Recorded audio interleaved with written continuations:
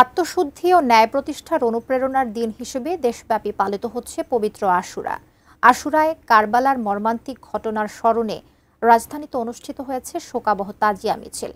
সব বিভেদ ভুলে অন্যায়ের বিরুদ্ধে মুসলিম বিশ্বকে ঐক্যবদ্ধ হওয়ার প্রত্যয় সবার মাঝে। মনোজ সুমনের ছবিতে সাব্বির আহমেদ জানাচ্ছেন বিস্তারিত। অন্যায়, অত্যাচার ও নিপীড়নের বিরুদ্ধে আদর্শিক এক সংগ্রামের নিদর্শন ছিলেন হযরত মুহাম্মদ সাল্লাল্লাহু আলাইহি ওয়াসাল্লামের দৌহিত্র ইমাম হোসেন রাদিয়াল্লাহু তাআলা আনহু। এজিদ বাহিনীর নির্মমতাও তাকে আদর্শ ও ন্যায় প্রতিষ্ঠা থেকে বিচ্যুত করতে পারেনি। তাই প্রতি বছরের মতো এবারও পুরনো ঢাকার হোসনি দালানের ইমামবাড়া থেকে শোকাবহ তাজিয়া মিছিল বের করেন ইমাম হোসেনের অনুসারীরা।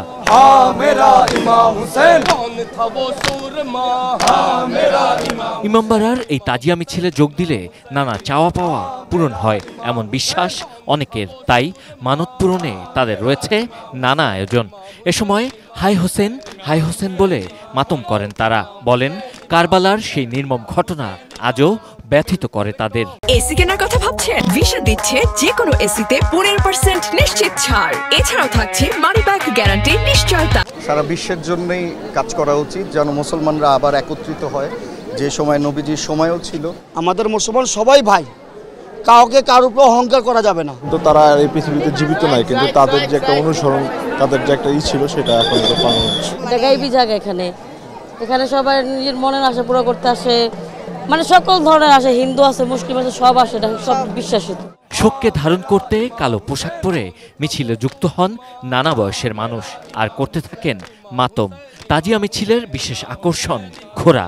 ইমাম হাসান ও হোসেন রাদিয়াল্লাহু তাআলা আনহু যে ধরনের ঘোড়া ব্যবহার করতেন, সেই প্রতীকী আদলে নানা সাজে সাজানো হয় দুটি ঘোড়া।